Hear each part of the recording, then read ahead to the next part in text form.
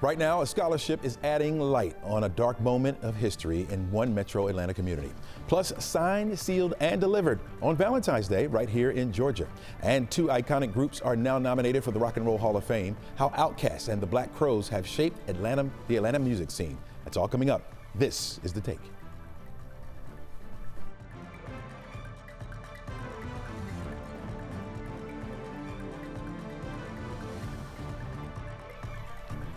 Hello and welcome. I'm Chesley McNeil, and this is The Take, where we go above and beyond the headlines and look at how and why stories are impacting you and your community. We'll have experts on the show to share their take, of course, and their expertise, and of course, we'll try to have some fun as well. First on The Take, moving forward from a past that haunts the past in Forsyth County.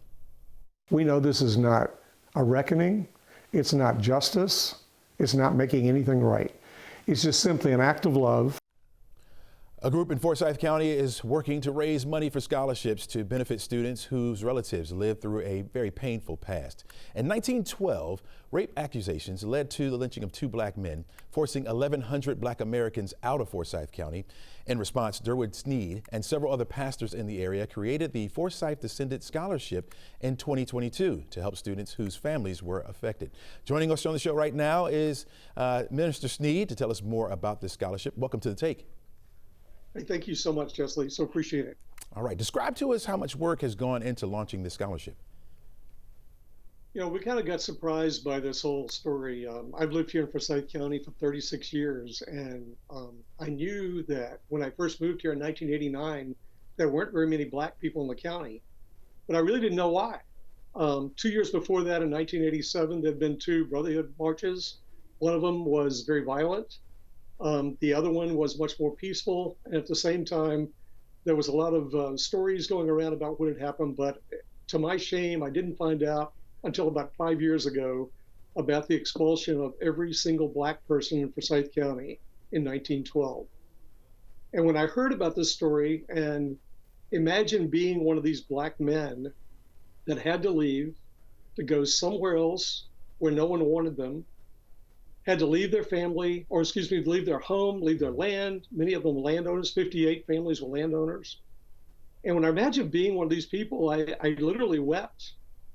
And I got together with several of the pastors in the county and some other people that led ministries.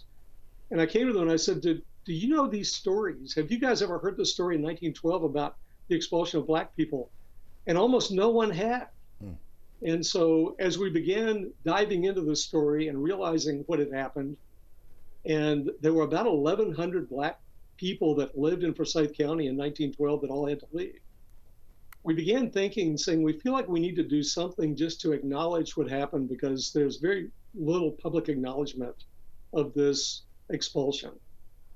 And then the other thing that we felt like we need to do was something to hopefully help the descendants of these families that were treated so terribly 80 some years ago before this happened.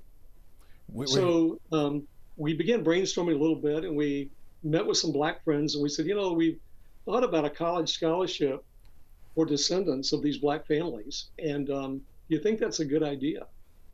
And several black families said, you know, we think it would be a good idea if you realize that this is not going to be anything that fixes the problem, or it's not really going to be justice.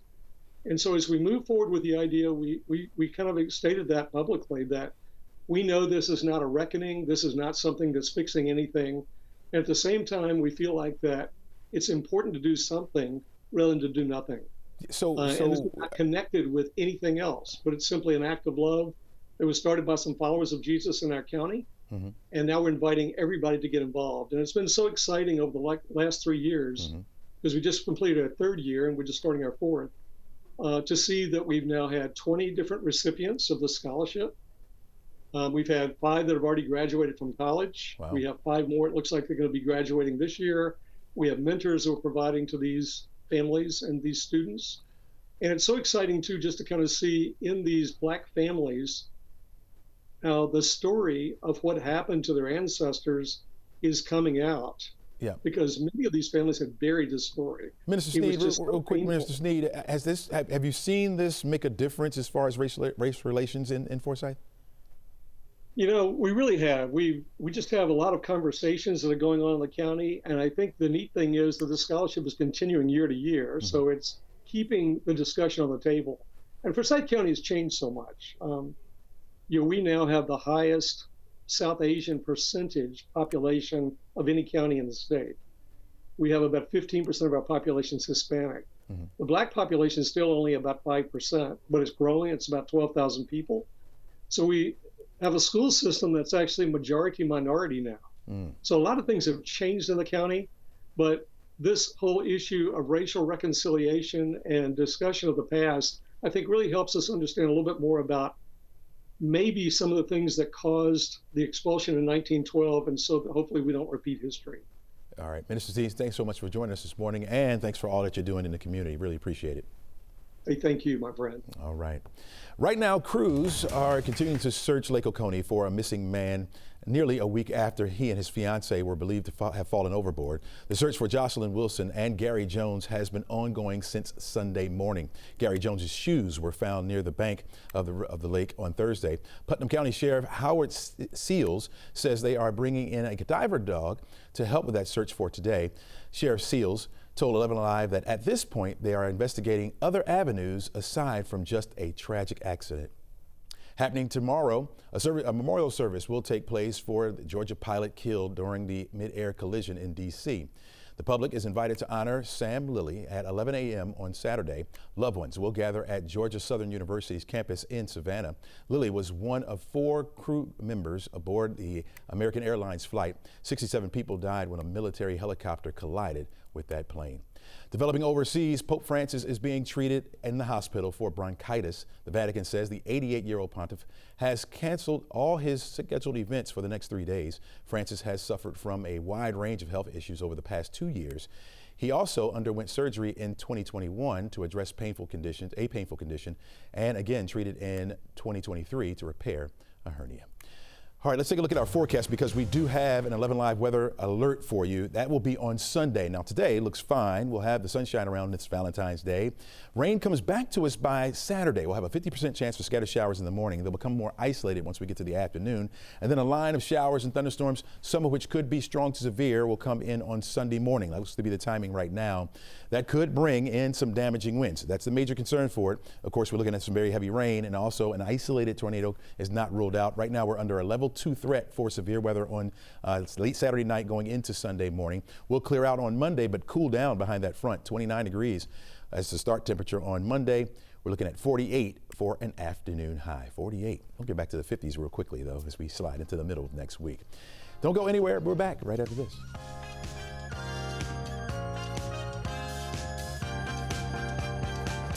Welcome back to the show. Today, members of President Donald Trump's foreign policy team are meeting with Ukraine's president. This will mark the first in-person talks in the administration's push to end Russia's war on Ukraine. All this comes while President Trump says he may meet with Russian President Vladimir Putin in person, possibly in Saudi Arabia. Vice President J.D. Vance and Secretary of State Marco Rubio are scheduled to meet with Ukraine President Zelensky, meanwhile, Defense Secretary Pete Hegseth has addressed reporters during a stop in Poland. He says his job is to introduce realism to the conversation over finding a peaceful end to the conflict. The reality that returning to 2014 as borders as part of a negotiated settlement is unlikely. The reality of U.S. troops in Ukraine is unlikely. The reality of Ukraine membership in NATO as a part of a negotiated settlement, unlikely. And I stand by the comments that I made on that first day in the Ukraine contact group. With more now on the talks is NBC's Washington correspondent Alice Barr, who has been covering politics for years now. And Alice, hello to you, and let's get right into it. What are we hearing from these talks with Ukraine leaders? And would this put Trump talks, the conflicts with your message from Ukraine, would this put a conflict on that? Yeah, what the possibility of his meeting with President Vladimir Putin of Russia following this meeting that's with the Vice President J.D. Vance and Secretary of State Marco Rubio, that's an interesting dynamic because certainly in the in the lead up to this moment, the U.S. policy has been very pro-Ukraine, and the Biden administration really worked to try to isolate President Putin. And now we're hearing from President Trump that he is suggesting that Russia be allowed back into the G7 group of world leaders, for instance, and they were kicked out in 2014 after having annexed Crimea from Ukraine. And now, as you just played from Pete Hegseth, the new defense secretary, he talked about that land is probably not going back to Ukraine. President Trump also made mention that he thought that taking NATO membership for Ukraine off the table was likely. And we're hearing response to that from world leaders at this Munich conference. European world leaders are not loving some of what they're hearing, and they specifically don't love the idea of kind of signaling potential concessions to Russia, to Vladimir Putin, before those peace talks actually formally begin. And we've heard some pretty critical words specifically about Pete Hegseth's comments on the Ukrainians' borders and about NATO membership already this morning. All right. Well, President Trump hosted the India's prime minister at the White House yesterday, and he's been talking about tariffs. And of course, tariffs would have a huge impact on developing countries like India. How much of this meeting was to kind of smooth the waters out before those tariffs kick in, do you think? Yeah, this is something that President Trump has very broadly made part of his economic policy for the U.S. and also it's by necessity part of his foreign policy, because he's talking about tariffs on imports from, in many cases, close allies of the U.S. So not just India, not just nations that are developing. As you noted, yes, he did have that meeting yesterday with Modi, and that's part of the objective, to try to say we can still have relationships while we're having these trade wars in a lot of instances. But also this has come up at the Munich Security Conference today. And in fact, the EU's Ursula von der Leyen spoke about the tariffs, and she said trade wars and punitive tariffs make no sense, and that, quote, unjustified tariffs on the European Union will not go unanswered. So he's spoken about a really broad swath of tariffs. We're talking about reciprocal tariffs now that could go on all kinds of top trading partners. And there appears to be, from some of the commentary we're hearing out of Munich this morning, a number of European leaders ready to kind of have their back up and respond on that front. Okay, Alice, I'm going to shift gears real quickly here, and last question for you. A judge partially reversed the Trump administration's blanket on the foreign aid. Does that immediately kick things back into gear, do you think? Yeah, it had been a blanket pause on foreign aid, that there was nothing going out during a review from really the very beginning of the Trump administration. This order now applies specifically to assistance, foreign assistance that was passed before President Trump took office, and a judge ruling that aid needs to be temporarily reinstated while a legal challenge from nonprofit groups moves ahead. And certainly the Trump administration is hoping to win that legal challenge and may, in the interim, come up with another means of trying to block this. We haven't seen that yet. All right. NBC's Alice Barr, really appreciate it. Hey, make sure you have a good weekend, and happy Valentine's Day to you. You too. All right. Love is in the air today, and it turns out it's also in the mail as well. Caitlin Ross has a behind-the-scenes look at how people are sending love letters to celebrate the holiday. Caitlin, good morning to you. Good morning, Chesley. I see you got on your red. Happy Valentine's Day to you. I have a heart skirt on too. You can't see that, but I am all loved out today because this is an awesome story. We found out this was happening in just 2 places in the entire world. So we had to go behind the scenes to see how they do it. There's a town called Juliet, Georgia, and they're doing something really unique. They have a canceled pictorial postal, you can see it right there, that shows a Romeo and Juliet, and you can send your letters there to the post office. They stamp it and then send it back to your Valentine. So it is so sweet, and people are absolutely loving it. They're sending letters from all over the world, all the way to Juliet, so they can send them back to their Valentine. Wow. Did that start here in Georgia? No, it actually started in Romeo, Michigan in 1994. The postmaster there got the idea, said, we're called Romeo, Michigan, we might as well lean into it. So for 3 years, Romeo was by himself. But then he decided, I need to find a Juliet. So this is hilarious. It was before computers were really around. So he took to the phone book and he just looked up Juliet. He wanted to find a town called Juliet anywhere in the United States, and he found Juliet, Georgia. So he says, out of nowhere, he just calls Juliet, Georgia, and is like, hey, you're never going to believe this, but I'm from Romeo. I want to do something. I want to link up with you. And he describes it as the Juliet postmaster had the cutest Southern accent and said, oh, shoot, let's give it a try. Very nice. Now, if a lot of people are still going to buy last-minute gifts, is it too late for people to do this? No, thankfully, it is not too late. You actually have until March 3rd to postmark your letter either to the Romeo, Michigan, or Juliet, Georgia post office. So you send an envelope within an envelope, so you put your Valentine in there, another envelope on top of it, and they'll get it back to you, but it only goes until March 3rd. So if you want to take part in it, we actually put the addresses to both of those post offices on our website, 11alive.com. So get to the mailbox now, guys. You've still got time. Have we seen anything like this before? I mean, this is kind of a subtle but great way to express your love. It really is. No, there's nothing else like it anywhere in the world. There's just these two places, Romeo, Michigan, and Juliet, Georgia, and we're lucky enough to have one of them right here. Have you ever been there? Yes, I went for the story and it was so cute. They actually had it all decorated. So they had like heart-shaped lollipops. They had all of the red garland around. It was super cute, love everywhere. And while we were there, a guy came in and said he was celebrating his 50th wedding anniversary. And he's like, after 50 years, it gets pretty tough to buy something for your wife, but he knew she was really gonna love this stamp. Because it's the thought, right? You actually have to plan ahead to get this done. How far is this outside of Atlanta? How long did it take you? It took us about an hour to drive there. Okay. So you can go visit in person or you can just send it in the mail. Only you need 73 cents. You know, the more this comes out, the more I think people will probably try to get out there to yes, Juliet, exactly. Georgia. Yeah, so they better get ready for a flux of people coming in, I think.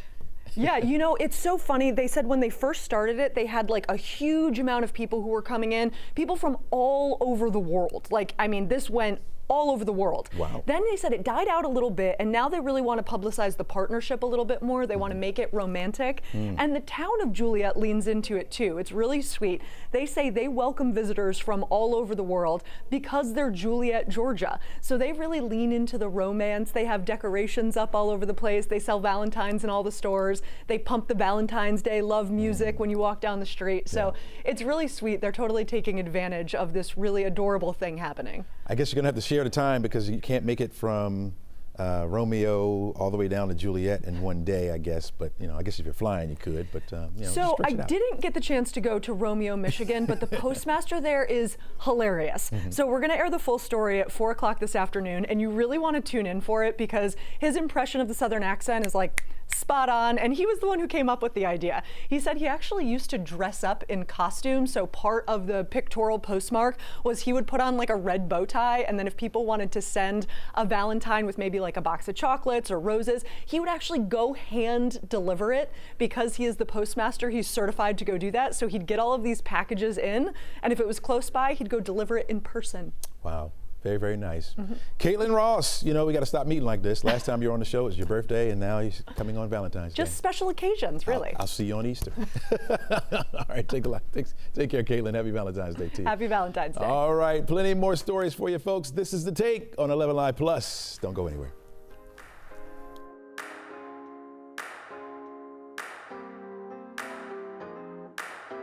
All right, we've been dealing with a lot of rain lately around the area, and the good news today is that it's all gone, and the clouds have moved out as well. So we're going to have plenty of sunshine around as we head through the rest of the afternoon, rest of the day, really. You will start to see some clouds move back in later on tonight. So if you're taking your loved one out tonight, you'll notice the clouds increasing, but don't worry about any rainfall, not for this evening at least. I think we're going to remain dry here. We won't see that rain come back into the area until the overnight period. Overnight tonight going into Saturday morning. When you wake up on Saturday morning, of course, there could be a couple scattered showers around. Some of those will be light to moderate, maybe some heavy pockets in there. Don't think we'll see any lightning strikes from this. And then as we head toward the afternoon on Saturday, that will start to become a little bit more isolated. So more dry hours on Saturday than there will be wet ones. And then we'll be looking at a line of showers and thunderstorms coming in for Sunday morning. Today, at least 57 degrees for your afternoon high. Keep in mind, that's about where we should be for this time of year. 60 will be your high temperature on Saturday. Again, the morning will be wet. I think isolated showers possible during the afternoon, but a little bit more dry space there. And then as we head to the overnight going into Sunday morning, we're watching a line of showers and thunderstorms making their way into the metro area, likely to be in our far northwestern counties. by 4 o'clock in the morning. That's the timing right now. Then into the metro area between 5 and 6 a.m. and then should be east of us, heading over toward the Athens area by 7 a.m. This is a quick mover, which means we're not talking about huge amounts of rainfall, but it could drop. Now in those heavy pockets, we could see about an inch, maybe an inch and a half of the rainfall. Winds are the major concern. We're talking about winds up to about maybe 58, 60 miles per hour. That could down some trees, maybe knock out some power as well. We'll have to watch the intensity of this because it's coming early in the morning, and that could limit the intensity of some of these thunderstorms, so to watch that. But we cannot rule out a brief tornado or two. It should be out of the way by the time we get to the afternoon on Sunday, and then behind that front, temperatures really cold down. You're looking at 29 degrees start on Monday, 48 for the high, back to the 50s for much of next week. We're back right after this. All right, welcome back to the show. The anticipation is building as we wait to learn which of the 14 nominees will be inducted into the Rock and Roll Hall of Fame. It's a wide range of styles and eras, with two of the nominees with strong ties right here to Atlanta. We're talking about the Black Crowes and Outkast, of course. Joining me here with the man with all the insight when it comes to music, especially here in Atlanta, my friend, V103's radio host, DJ Greg Street. How you doing, my friend? Good morning. I'm good. All right. Talk to me about these two groups and what they have meant to the Atlanta music scene. Outkast? Outkast and the Black Crowes. Man, of course, Black Crowes, rock and roll, the royalty. But as far as Outkast, man, it's what, 31 years, 1994 to 2025, a complete 30 years, probably plus. That was before music was released. So I guess you could say a little bit longer than that. But for Big Boy and Dre, it's just like been. I think it was their whole thing was just such a big blessing for so many people. Did they really, were they really the ones to help kick off the rap scene here in Atlanta? They didn't really kick it off. They kicked off a different era of rap for Atlanta. I think Atlanta before you got to still give credit to Success and Effect and D-Rock and the Hard Boys and Raheem the Dream and Kilo and all those people that were before Outkast, Crisscross. But Outkast was the one who really brought something different to the table to give Atlanta a new direction and a new sound. Mm-hmm. Mm-hmm. Do you think the Black Crowes, just their longevity alone, should have them in the Rock and Roll Hall of Fame? Oh, definitely. Most definitely. Mm-hmm. Mm-hmm. Now, give me your favorite Outkast song. I mean, the one that you think is the biggest of all. I have plenty of hits, but which one is the biggest of all time, you think? I mean, they're all my babies. So it's like, being a part of this whole legacy with Outkast from day one, from 94, from my days in Dallas before I even moved to Atlanta. Everybody talks about the legendary Bomb Factory performance, which was probably their first big stage performance in downtown Dallas and Deep Ellum, all the way to doing all their in-stores in Atlanta for the different, every album that was released, to coming up with the idea for them to do the double solo album. So they've always been like family to me. So it's kind of hard to pick like one song. It's so many songs. And when you're close to the music, you love the music for a different reason. Absolutely. Absolutely. My first time seeing them was on the Martin Show. Yeah, I mean, they go way back, way back. Yeah, they've been around a long time and has produced a lot of music. And it's like we're still waiting to hear more from them. You think they can still come out with another album? But we'll see. Mm-hmm. We'll see. Mm-hmm. Okay. You never know.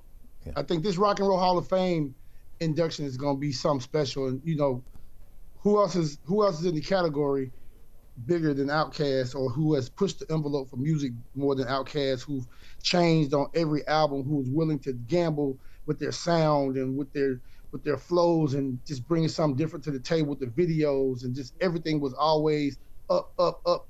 It was never, Outkast never been a group who knew their fans like this, so we just gonna give you more of that. We're thinking outside the box, so we're gonna shoot another shot. Yeah, we're gonna shoot another shot. Every album was like the buzzer in the fourth quarter. Yeah. Well, the South got something to say. DJ Greg Street, thanks for joining us on the show, man. Take it easy. Are you welcome? All right. Take care now. All right, folks. With that, we're going to leave you with a moment of zen. Make sure you make it a great and safe Valentine's Day and a Valentine's weekend. Enjoy.